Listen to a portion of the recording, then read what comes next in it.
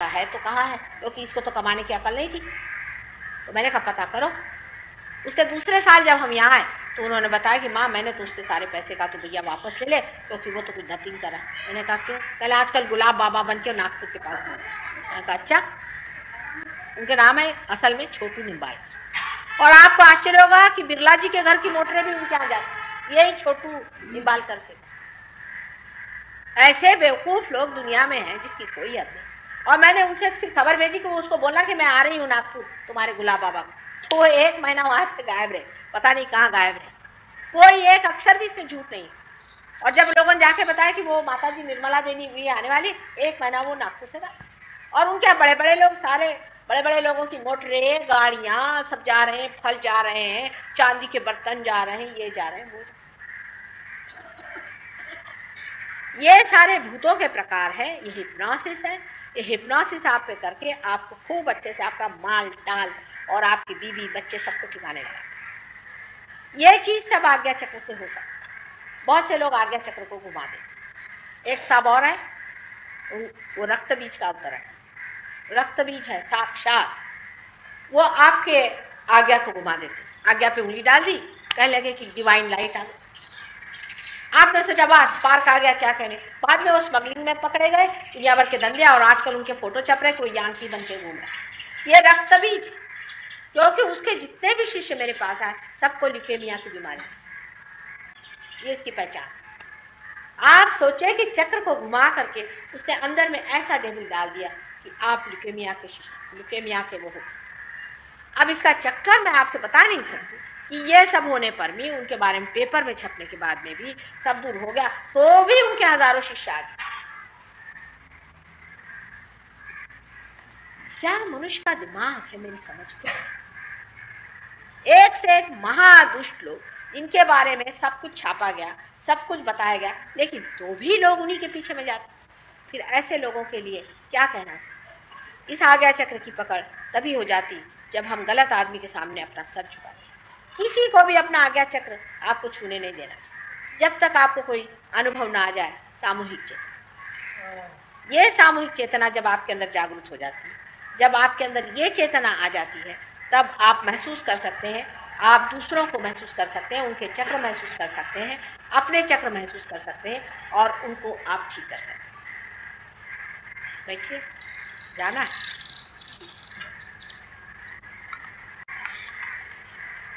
अब ये आज्ञा चक्र के लिए मैंने आपसे इसलिए बताया क्योंकि ये बहुत महत्वपूर्ण है। इस आज्ञा पे हम सिंदूर लगा लेते हैं। सिंदूर क्यों लगाते हैं? पंजाब में आजकल औरतें सिंदूर ही नहीं लगाती, पता नहीं ऐसा रिवाज क्यों बना लिया, और कब से बना लिया ये भी मेरे समझ में। सिंदूर से क्या होता है? क्योंकि औरतें मन से जरा कमजोर होती हैं। सिंदूर लगाने से आपको मालूम है रेड लाइट जो होती है, इससे बहुत बचत हो जाती है। जो लोग कोई देखते हैं इस रेड लाइट को, जो कि जिनको कि मैं कहती हूँ स्पिरिट्स वगैरह होते हैं, वो घबराते हैं। वो जानते हैं कि माँ का मार्ग है और ये चीज संरक्षित है। बाइबल में तक इसका जिक्र है कि जिनके जो लोग चोजन होंगे उनके माथे पे मार्क, इससे वो जाने जाए। इतना जरूरी है सर पे ये मार्क लगाना औरतों के लिए कि इसी से उनकी रक्षा होती है सैटानिक फोर्सेस। कोई बाइबल में ऐसा लिखा नहीं है कि आप मत लगाइए, उल्टे लिखा है कि ये पहचान है उन लोगों की जो चोजन लोग। अब आपको आश्चर्य होगा कि ये जो चक्र है, इस चक्र पे साक्षात क्राइस्ट विराजते। क्राइस्ट दूसरे तीसरे कोई नहीं है, ये श्री गणेश के ही अवतार है। इनको किस तरह से बनाया गया था, इसको अगर आप कभी भी देवी भागवत पढ़ें मार्कंडेय जी का, तो आपको पता होगा। ये महाविष्णु के स्वरूप में पहले बनाए गए, फिर इनका डिस्क्रिप्शन दिया गया, वर्णन दिया गया, उसमें बताया गया कि किस तरह सारे संसार के आधार हो, और किस तरह से कृष्ण ने, जो कि इनके पिता, कृष्ण ही क्राइस्ट के पिता है, इसीलिए इनको क्रिस्ट कहते हैं, क्योंकि ये कृष्ण के जैसे कहते हैं सरनेम की तरह से। और यशोदा जी का नाम, अपने यहाँ यशोदा जी को येसु भी कहते हैं, इसलिए इनका नाम येसु। इस प्रकार राधा जी ने स्वयं रखा था, और राधा जी ही इनकी माँ। अब झगड़ा किस बात का? क्योंकि कृष्ण ने कहा था कि ये जो प्रणव है, ये जो शक्ति है, ये कभी भी नष्ट नहीं होती, इसलिए उन्होंने इस संसार में अवतरण किया था। और इस अवतरण में उन्होंने ये दिखा दिया उनके पुनरुत्थान में कि जब ये प्रणव साक्षात जन्म लेता है तो ये नष्ट नहीं। बाकी जितनी भी बड़ी बड़ी हस्तियां अवतरण यहाँ आए हैं, उन्होंने शरीर धर्म धारण किया था सिवाय इनके, क्योंकि ये साक्षात प्रणव, गणेश साक्षात प्रणव ओम खुद, जब वो अवतार लेंगे तो वो नष्ट नहीं हो सकते दिखाने के लिए। इसलिए इन्होंने संसार में जन्म लिया था और बड़ी थोड़ी समय के लिए इस संसार में रहकर वो इस संसार से चले। अब ये क्राइस्ट है या नहीं और ये प्रणव है या नहीं, ये श्री गणेश है या नहीं, इसकी पहचान क्या? क्योंकि हम कह रहे हैं इसलिए आप हमारा विश्वास न करें। जैसे आपकी कुंडलिनी जागृत हो जाए और आप देखेंगे जब आप दूसरे की कुंडलिनी जागृत करते हैं और अगर यहाँ आकर चक्र रुक जाए तो आप ईसा मसीह ने सिखाई हुई जो लॉर्ड्स प्रेयर है वो कहे, फौरन यही मंत्र यहाँ काम करेगा और कोई नहीं चलेगा। जिस प्रकार मैंने आपसे कहा कि सारे गुरु अपने नाभि चक्र के आसपास गुरु स्थान में बैठे हुए हैं, उनका नाम लिए बगैर ये कुंडलिनी नाभि स्थान से ऊपर उठ करके नहीं छेदती है। उसी प्रकार जब कुंडलिनी आके यहाँ रुक जाती, उन्हीं का नाम लेना। अब जो मैंने गांधी जी की बात कही थी उसका आपको सिलसिला बनेगा कि किस तरह से धीरे धीरे उन्होंने भी यही बात की। अब और दो यहाँ माथे पर बहुत बड़े अवतरण हैं, एक तो बुद्ध, दूसरे महावीर।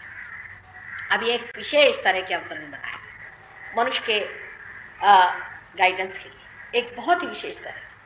ये दोनों भी लव और कुश, लव और कुश, इन्होंने जन्म संसार में बुद्ध और महावीर के नाम से किया। दोनों की माता एक ही और दोनों इस संसार में कंटेम्पररी माने जाते हैं, समकालीन। ये दोनों का जन्म लव और कुश का जब नाभि चक्र के पास चंद्र और सूर्य नाड़ी के साथ हुआ। ये अंदर की मैं घटना आपको बता रही हूँ, ये हुआ कि नहीं ये आप देख सकते हैं जब कुंडलिनी का जागरण होता है। चंद्र नाड़ी और सूर्य नाड़ी पर इनका अलग अलग जन्म हुआ। सूर्य नाड़ी पर बुद्ध का जन्म हुआ है, चंद्र नाड़ी पर महावीर जी का जन्म। इसीलिए महावीर जी ने नर आदि के बारे में बहुत कुछ बताया और बुद्ध ने प्रकाश के बारे में बताया, इसे इनको लाइट ऑफ एशिया कहते हैं। ये दोनों ही नाड़ियां हमारे अंदर ऊपर चढ़ती हैं और जाकर के एक इधर और एक इधर खत्म हो जाती है। इसीलिए बुद्ध इधर बसते हैं और इधर में महावीर बसते हैं। इन दोनों का स्थान बहुत ही महत्वपूर्ण, क्योंकि यही दो व्यक्ति ऐसे हैं कि जो मानव रूप धारण पूर्णतया करके ऊंचे स्थल पर, एक बहुत ही विचित्र अभिनव चीज। पर आपको पता है कि इन्होंने फिर से संसार में जन्म लिया, क्योंकि जब उन्होंने देखा कि अहिंसा का मतलब इतना विपर्यास और उसको दूसरे धरातल पे लोगों ने पहुंचा दिया और उसको पटक के उसे खत्म कर दिया। इसका मतलब प्राणी मात्र और महावीर के, आप जानते हैं कि जैनी लोगों का तो यहाँ तक कि खटमल को बचाते हैं और खटमल को छोड़ देते हैं कि वो जा करके और एक ब्राह्मण के शरीर के रक्त को पिए और जिससे खटमल बन जाए। ये क्या अहिंसा हो सकती है? आप ही सोचिए कि क्या मैं खटमलों को रियलाइजेशन दूंगी या मच्छरों को दूं या चिकन को दूं? मनुष्य को देने का है ना। फिर एक मनुष्य को आप खटमलों से परेशान करते हैं और सोचते हैं कि इससे आपका धर्म हो रहा है। इस तरह की विक्षिप्त और विकृत कल्पनाएं समाज में फैल गई। बुद्ध के लिए भी एक ज़ेन को छोड़ करके जो विदितामा थे उनकी बात छोड़ दीजिए, हालांकि उनको तो निकाल ही दिया हिंदुस्तान से। बाकी जितने भी बुद्धिस्ट हैं उन्होंने क्या हालत करी, जा करके बाहर आप देखिए कि उनके दांत से लेकर हर एक चीज को पूजने लगे। बुद्ध ने तो यहाँ तक अनिश्वरवाद की स्थापना करी कि ईश्वर के बात करते ही साथ लोग इस तरह के झमेले में फंस जाए। उनका अनिश्वरवाद भी ठीक है, अगर आप रियलाइज हो जाए आज यहाँ और हमें आपको न बताएं कि परमात्मा है, आप भी अनिश्वरवाद की बात करें, आप भी सिर्फ आत्म परीक्षा की बात करेंगे, आत्मज्ञान की बात करेंगे, क्योंकि आत्मज्ञान की बात करने के बाद ही परमेश्वर के ज्ञान की बात करनी चाहिए। इस बात को समझ के ही उन्होंने सिर्फ अनिश्वरवाद कहा था। क्योंकि उससे पहले अगर ईश्वर की बात करो तो आप राक्षस को भी पूछते हैं और उसको ईश्वर मानते हैं। You may worship a mammon and call it Ishwar, इसलिए उन्हें अनिश्वरवाद की बात पहले करी कि मनुष्य जिस लेवल पे है बड़ी यथार्थ है सारी चीज, बड़ी यथार्थ में कि उन्होंने अनिश्वरवाद इसलिए कहा कि जब भी मनुष्य आत्मा की परीक्षा के बगैर, आत्मा को जाने बगैर किसी भी ऐसी चीज को पूछता है तो वो जरूरी है कि गलत रास्ते पे जाकर और गलत चीज को पूछता है। उसके अनिश्वरवाद में बड़ी ठोस, बहुत ही ठोस एक सुझाव, एक समझौता, एक बड़ी सूझबूझ है कि वो समझ गए इंसान किस लेवल पे। उन्होंने ईश्वर की बात की ही नहीं, वो तो बाद में होगी, पहले सेल्फ को रियलाइज। ये बहुत बड़ी बात है, क्योंकि इस तरह की बात कहने में एक तो ये हो सकता था कि लोग इनको कहते कि अरे ये तो ईश्वर में विश्वास नहीं करते, हटाओ फेंको इस आदमी, ये बहुत बड़ी एक संभावना थी। लेकिन जब उन्होंने अपने शिष्यों को देखा इस तरह की गधापंथी करते हुए, तब फिर उन्होंने जन्म लिया। आपको आश्चर्य होगा, और वो कहाँ लिया था? क्या आप जानते हैं? क्या आप बता सकते हैं?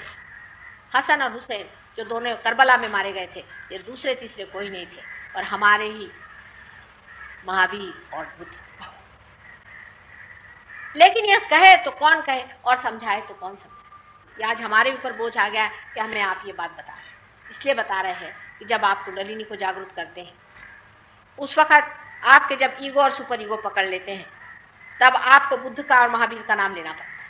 ये एकादश रुद्र में के 2 रुद्र हैं, बहुत बड़े रुद्र हैं, और जब आखिरी संहार होगा तो ये बहुत कार्यान्वित है। इन दोनों के बारे में तब आप जानिएगा जब आप देखेंगे आपका ईगो और सुपर ईगो नहीं छूटता।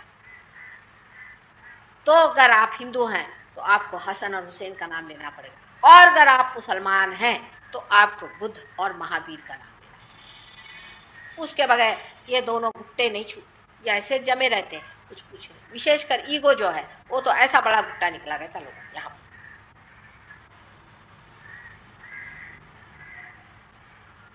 अब ये जो 2 नाड़ियां हैं, इसके ऊपर में जो चीज घूमती है, जिसे हम प्री कॉन्शियस माइंड कहते हैं, इसके चलाने वाले श्री हनुमान जी।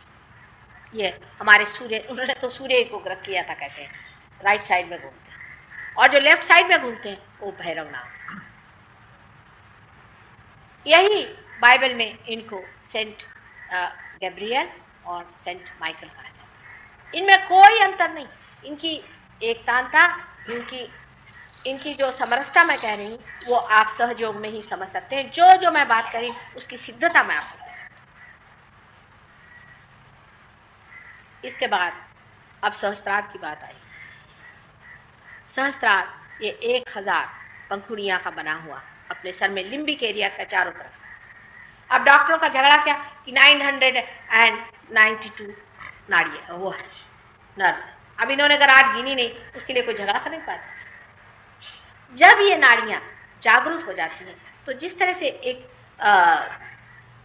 बाती जल उठती है तो उसमें किस तरह की फ्लेम दिखाई देती है, इसी प्रकार ये बहुत ही शार्प जलने वाली ज्योतियां दिखाई देती, अनेक विविध रंगों से बनी हुई, अत्यंत सुंदर से लपकती हुई दिखाई देती। और ये लपकती हुई ज्योतियों के अंदर में आपको पीत वर्ण का बीच में ऐसा गाभा दिखाई देता है, जो कि हमारे लिम्बिक एरिया का गाभा है। क्या कह रहे? थक गए? आप जरा पैर पकड़े, हमारा पैर पकड़ना तो ठीक हो जाए। नहीं, दोनों हाथ से पकड़ा था, पकड़ के बैठिए जरा। पाते के पूरा लेक्चर खत्म किए बगैर भी चले जाए तो आप लोग कहीं बताए नहीं। और इसके बाद अब जो सहस्त्रार है उसका मैंने आपसे वर्णन किया है। ये लिम्बिक एरिया, इसके अंदर से जब कुंडलिनी ऊपर की ओर आती तभी मोक्ष होता है, तभी आपका छेदन होता है, और यही होना कुंडलिनी का उत्थान है। यही माना हुआ कुंडलिनी का पार होना है, इसी को सुरति कहते हैं। ये जब घटित होता है तभी आप उस स्थिति को प्राप्त होते हैं जिसे हम सामूहिक चेतना में अवतरण कहते हैं। और लिम्बिक एरिया यही परमात्मा का साम्राज्य हमारे अंदर है। जब ये प्रकट होता है तभी मनुष्य को बोध होता है, न कि उसे सिर्फ लेक्चर या ज्ञान होता है। बोध तभी घटित होता है और ये अति सूक्ष्म चीज़ है, ये घटित होनी चाहिए। इसकी जो देवता है वो आदिशक्ति, स्वयं साक्षात आदिशक्ति है और इसकी जो शक्ति है वो आदिशक्ति है और इसके जो दैवत है वो कलकी है, जो निष्कलंक, जो जिनको निष्कलंक अवतार मानते हैं वो है। उनका अभी अवतरण नहीं हुआ, उससे पहले की ये तैयारियां आज हो रही। जब ये तैयारियां पूरी हो जाएगी तभी उनका अवतरण होगा। इस प्रकार मैंने आपको पूरे सारे चक्रों के बारे में जितना भी विशद रूप से बता सकती थी उतना बताया है।